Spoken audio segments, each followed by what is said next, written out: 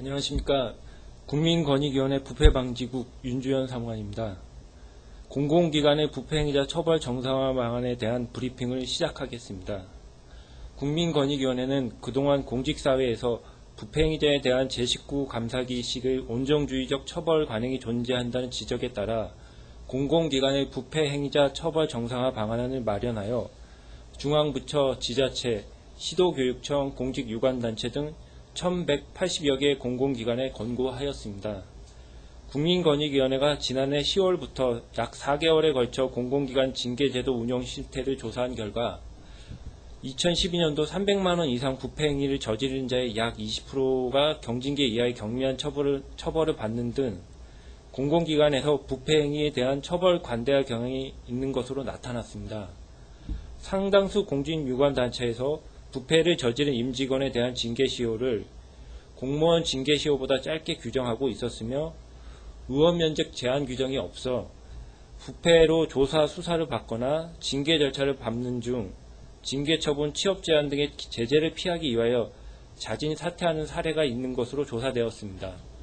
또한 일부 공직유관단체에서는 금품, 향응수수, 공금, 횡령, 유용 등 주요 비위에 대한 징계 강경을 제한하는 규정이 없거나 내부 직원으로만 징계위원회를 구성하는 듯 제도적 장치 미비가 처벌을 관대하게 해주는 요인으로 작용하고 있었습니다.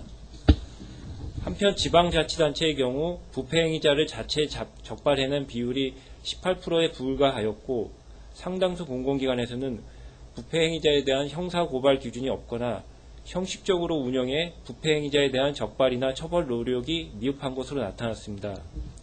이와 같은 문제점을 개선하기 위하여 국민권익위원회가 마련한 정상화 방안은 다음과 같습니다.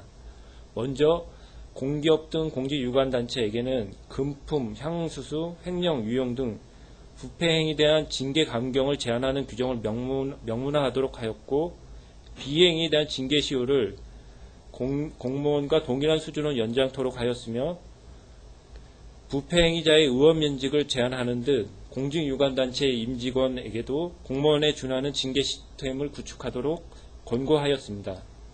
또한 중앙부처, 지자체, 공직유관단체 전 공공기관을 대상으로 부패행위자에 대한 형사고발 기준을 의무적으로 제정하고 직무와 관련하여 최소 200만원 이상의 금품, 향응수수, 공금, 횡령, 유용의 경우에는 반드시 형사고발토록 하는 등 부패행위자에 대한 형사고발 기준을 강화토록 하고 부패행위자에 대하여 징계처분 이외에도 성과급, 수당 감액, 승급 제한 등 다양한 불이익을 부과하는 등 부패행위자에 대한 제재 실효성을 재고토록 권고하였습니다.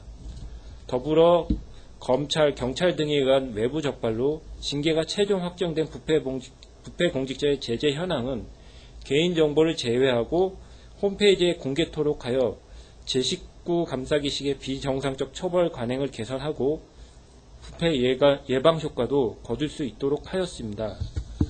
이번에 국민권익위원회의 권고한 방안이 이행되는 경우 부패행위에 대한 온정주의적 처벌 관행을 획기적으로 근절할 수 있는 계기를 마련할 수 있을 것이고 국민의 눈높이에 맞는 부패공직자에 대한 적절한 처벌이 이루어질 것으로 판단됩니다. 이상 브리핑을 마치도록 하겠습니다. 감사합니다.